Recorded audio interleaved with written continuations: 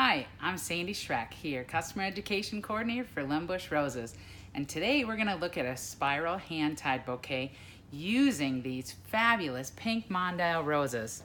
If you haven't discovered this rose yet, you really need to take a look at it. It's just a stunning, stunning rose, high petal count. We have white Mondials as well. But the thing on the Mondials is that you need to get them in on like Monday or Tuesday to be able to use them for the wedding. Hold them out till about Wednesday and then put them in your cooler. So we're gonna start with our hand tie bouquet, and I'm using my 2 fingers here as kind of the collar. So not going in tight with my other fingers and just starting there. I'm gonna come in and efficiency wise, I'm gonna come in on a horizontal and tip these up into the arrangement. And so then do a slight half turn. So come in from the front of yourself here and then tip it up into the arrangement. Same thing, coming in horizontally here and tipping up. So here I'm using the pink Mondials, some pink antique carnations, the Picasso calla lily, and then some Ocean Mikado spray roses. You can see how much coverage that gives me for one single insertion. Come in with 2 more spray roses, so things are being done in groupings. And some coming in sideways here. Oh, got 1 carnation down.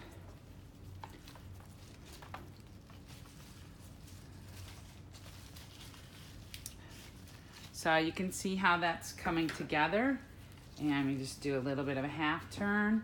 If your bouquet is springing out and you can see that spiral pattern, you're doing it right. And so come here, tip in. That's a Charlotte Rossano disc bud. That's a chrysanthemum in the chrysanthemum family. Here I'm coming in with another spray rose, doing a slight half turn. All of my preparation on my flowers, the stems were all cleaned. Anything below that bind point of your 2 fingers, you want to have nice and clean stems. So a lot of the preparation work on a hand tied really starts with having nice clean flowers, have them laid out by style, and then you just kind of keep going down as you're turning, and then you'll get good dispersal of your product throughout the bouquet. And so that's kind of where we're looking here. And I'm going to come in with one of the roses here, loosen up my hand so I can see that it's coming out and following that pattern in that spiral pattern. Come in with another one of the spray roses. Half turn. So once you get a little bit more used to it, you're able to add flowers from the other directions. But in the area where you're beginning, you're best off to turn the bouquet toward you and then come in from the area that you're facing and tip those flowers up in. So here, just adding a textural element of the Coca Casino Hypericum. And coming in the calla lilies, just add that more unusual element into it. Finishing up doing some basing with the carns, and then coming in a little bit more wild garden gathered look. So here you can see the great spiral pattern that you have happening. One of the things that I see people do is they do all their flowers spiral, and then all of a sudden they're adding their foliages, and they just start going.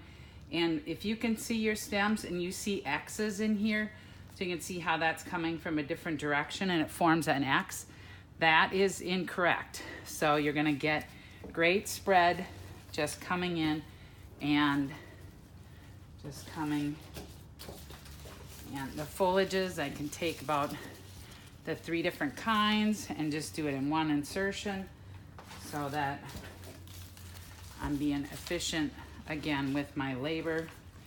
Rather than twist it around so many times, I'm able to grab one piece of each of the stems that I've prepared. And just lastly, come in at this piece right over in here. So you can see how that makes really a great bouquet. You get a good spread. You end up with a professional application of mechanics, having that great spiral stem. Here I've prepared some of the natural bind wire, and what I've done is taken a kind of an arm span of it, and I folded it over into 4s, and that way I can simply go around the bouquet twice. I get a good clean wrap on it. Just gonna be able to twist that, and then cut that off, and then twist that right in back underneath that tie. And so then you can see it's a great clean finish on that.